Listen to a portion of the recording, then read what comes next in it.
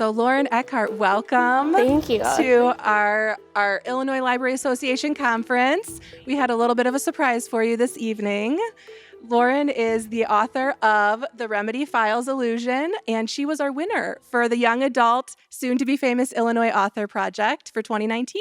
So again, congratulations. Thank you so much. We appreciate you making the trip out here to join us for that reveal. Yes, well worth it. It was fun to watch the reactions and see all of you get so excited and all the librarians cheering you on. We want to start by just asking a little bit about who is Lauren Eckhardt? Who are you? What made you get interested in writing? Tell us about yourself. I've wanted to be a writer ever since I was 6 years old, and I actually would enter the Young Author contest growing up, which was really neat.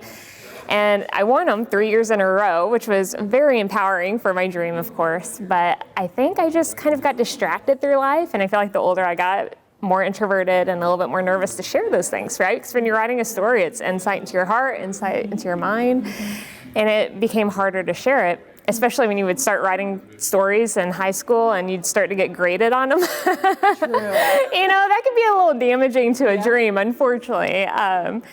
And it got to the point where that dream of mine was always on my heart, but I ended up taking the corporate route for a while. I was in human resources for 15 years, and I had my first baby. I've got 2 boys, and one's just turned 4 and the other's 18 months. And after I had my first one, everything changed, my mentality on the world, and those dreams just elevated in importance, and ended up leaving the corporate world to pursue my writing dream.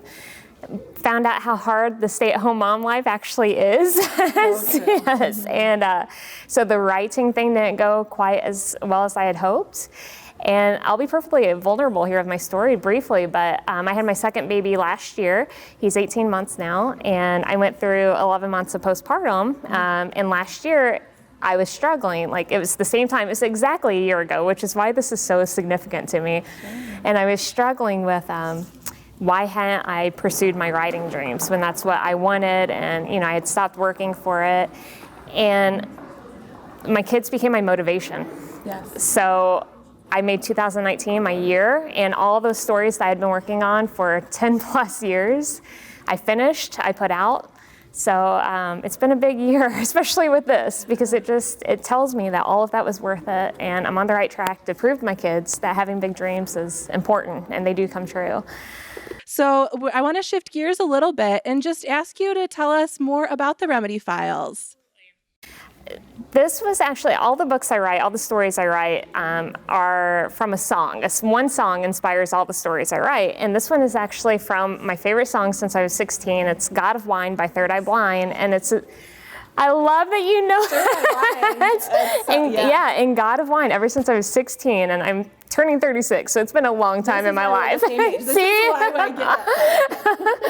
And essentially, it's just about walking next to someone who is in this numbing period of their life and they're not feeling. And that's how the Remedy Files really branched out. It's like, okay, what if we lived in a world where everyone was numb, people didn't feel, they didn't have choices, and that's how I created this world that the Remedy Files is based off of.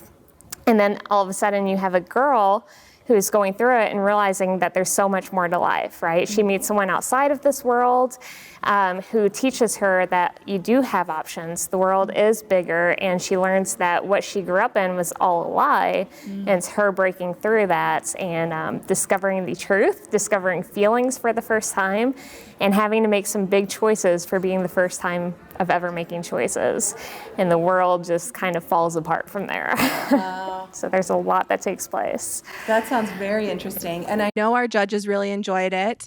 We have some harsh critics. We had teen librarians who are every day recommending books to this age group that you wrote for. And far and away, your book was one that they said, in fact, one of my teen librarians at the library I work for, she does these subscription book boxes where we give books to teens that we think they'll like based on their preferences. And she said, I'm definitely buying this book for one of my teens because they'll love it. That's incredible. That means the world to me. I'm so glad. So we all loved it. We think it's a fantastic book. And I think that your readership is really going to grow, hopefully, from winning this contest. So we're excited. So I hear that there is some great news about a sequel to this book. Tell us about that. So I actually had the sequel coming out November 5th. It's awesome because, I mean, the timing of this, because I've been spending so many nights working hard on this sequel to get it out there. And like I said, the date was November 5th. And after I heard about this, after I received the email last week, I was like, I'm going to bump it up. It's all done anyway. And so it's actually coming out tomorrow, which is so cool to be able to celebrate this with the sequel. And the sequel's name is Rebirth. Rebirth. And then I have the third one coming out March of next year, and that one's called Divided.